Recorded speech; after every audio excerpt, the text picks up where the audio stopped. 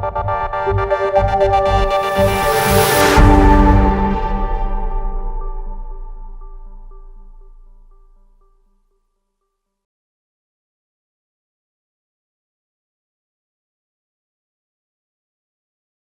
in series of Docplexus KOL Interviews, we have with us Dr. Manoj Gerela. He is a distinguished cardiologist and diabetologist who is associated with Asian Heart Institute and Good Health Super Speciality Clinic in Mumbai. He is a president-elect of National IACC and the vice president of IMA Mulund in Mumbai. He is holding the position of organizing secretary at the 9th National Annual Conference of Indian Association of Clinical Cardiologists in Mumbai. Thank you so much, Dr. Manoj, for the interview. So let's begin with the first question. Doctor, what is the correlation of diabetes and coronary artery disease? Well, doctor, diabetes plays a very important role in coronary artery disease. They say the detection of diabetes is cardiovascular equivalent.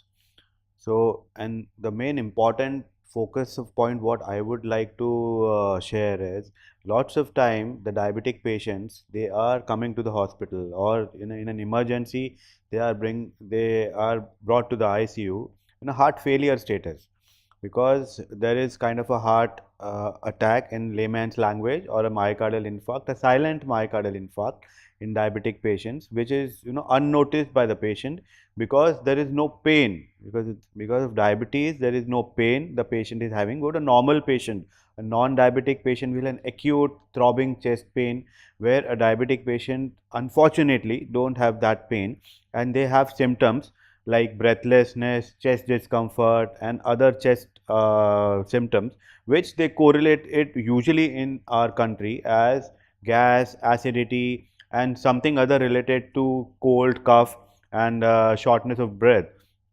So, over a period of time they go to the heart failure state, and then in some emergency state they are wheeled into the ICU, and then on diagnosing it, or probably doing a 2D echo, we see the heart is already dilated. It takes time the heart to dilate, because in an acute condition, in an acute myocardial infarction, the heart won't dilate immediately. So, the problem with diabetes is there are silent myocardial infarcts.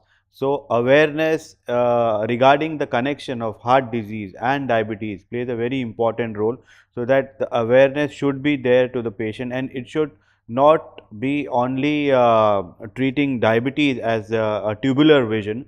We have to treat the patient on whole, the patient's sugar level, the patient cardiac status, and at the same time I would like to add on hypertension also, blood pressure, because all three it's like a triad. Above all the lipids, the cholesterol also plays a very important role. Especially in young patients nowadays, we have young diabetes, we have different types of diabetes. Usually what we are talking of type 2 diabetes, but we have other types of like modified maturity onset diabetes of young, that is MODY, and we have LADA, that is latent diabetes, which we see in young adults. So, these patients needs to be diagnosed whether it has type 1 or type 2 diabetes, be treated accordingly with either oral hypoglycemics or insulin if needed, and at the same time keep these things also into the mind, the heart status of the patient, by doing regular simple cardiograms, ECGs, because even a simple ECG can put light on the heart, how is the heart working. If there is any abnormality, any mild changes in the ECG, we can ask the patient to do a 2D echo. A 2D echo is normal, we can go one step ahead and we can ask the patient to do a stress test, a treadmill stress test. Most of the time the ECG and the 2D echo are normal, but when we ask a patient to do a stress test, even if the patient doesn't have symptoms, most of the time we have young patients, they are say on pre-diabetes or newly onset diabetes, but then when we do stress test, then stress test is sometimes significantly positive or borderline positive, and then we diagnose as a heart problem, and then accordingly we can pre-diagnose or we can diagnose the patient with a further heart event, and then we can prevent some calamity, and we can prevent some major event by diagnosing it early and treating the patient accordingly. So, awareness will play a very important role in that part. Creating awareness about the disease, creating awareness about the other parts of the complications of the disease play a very important role in that. So, going for a regular health check, going for a regular checkup if the patient is above say 55 or 60 years, maybe once in 6 months, and if the patient is above 40, maybe once in a year. I will advise you should go regularly for the health checkup, the cardiac checkup, along with the diabetes, the blood pressure and the lipids checkup. So, it plays a very important role, along with two important points which would play an important part in the treatment. One is sleep, that is we need the adequate sleep. Nowadays we have young patients, young adults who are working in IT centers, who are working in BPOs, who are working in call centers. They are working in night shifts, they are not sleeping properly, they are not having a proper sleep hours, which should be around 6 to 8 hours in a day, and especially the night sleep plays a very important role. Couple of weeks back, I had a young patient, a 30-year-old owner of a call center. He is like a owner, a filthy millionaire, owner of a call center. He works since past 10 years only in the night. As he is the owner, he is multimillionaire. He sleeps throughout the daytime. Went for a health checkup in a very good 5-star hospital in our city. His ECG was normal. Coincidentally, his stress test was also done before doing a 2D echo. He did well on the stress test, but on doing a 2D echo, his ejection fraction of the heart was only 20%, and which was diagnosed as a heart failure in a dilated heart. And unfortunately or coincidentally, he never had any symptom. So, being like the age nowadays is coming down, as I said, in 55 or 40 years old. Now we have 30-year-old patients also who have cardiac symptoms. So, creating awareness and keeping this in mind plays a very important role on doctors' part. Right. So, doctor, moving on to the next one, can you please elaborate on the management of the same? So, as I said, managing all these three, is very important. It's not like a tubular vision. You have to manage the patient on the whole, manage diabetes if he is having, manage the blood pressure, the hypertension part, manage the lipids part, and diagnosing the ischemic heart disease or coronary heart disease, and then managing that also along with the same. Along with this, lifestyle modification would play a very important role, where diet is the thing which we have to focus, and second is physical activity. We need to focus nowadays on physical activity. Lots of patients, because of all the amenities available, the physical activity is going down day by day. What the WHO and the AHA has recommended is 150 minutes a week.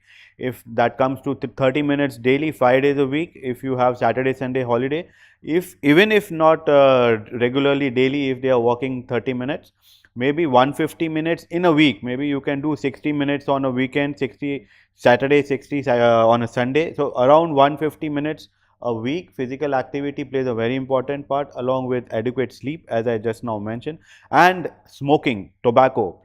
It's like, and it's a killer. You have to emphasize, you have to focus, you have to motivate and counsel the patient, the young adults, to quit smoking, quit tobacco, and have a healthy lifestyle.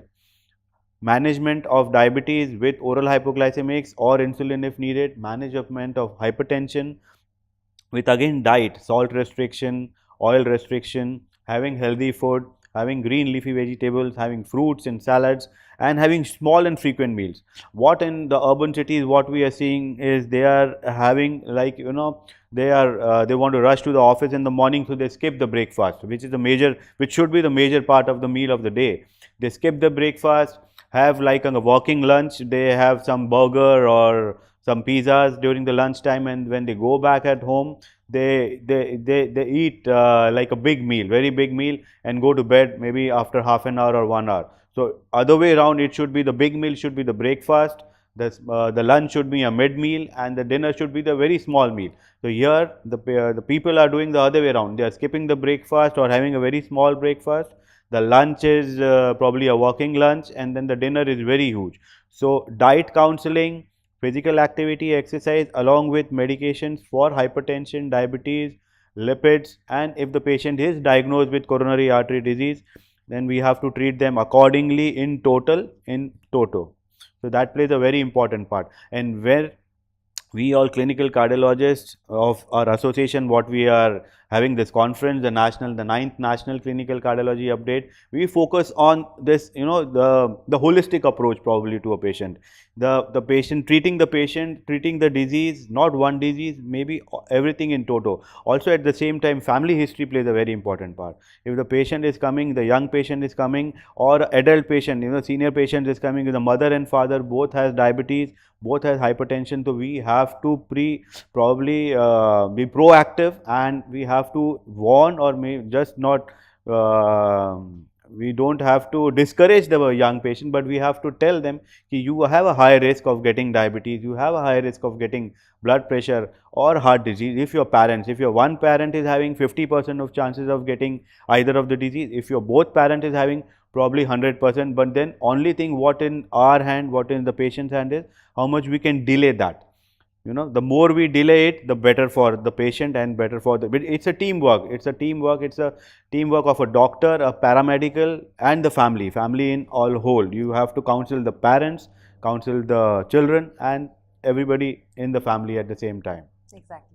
So, Doctor, lastly, I would like to ask you, do you think Docplexus in partnership with IAC-CON can help in updating cardiologists with the latest clinical advances? Well, definitely, Docplexus would play an important role in spreading the awareness, and as it's a platform for doctors, this would go a long way, in creating awareness for what all things we are dealing with clinical cardiology in our conference, and along with related topics like diabetes, heart failure, blood pressure, and everything.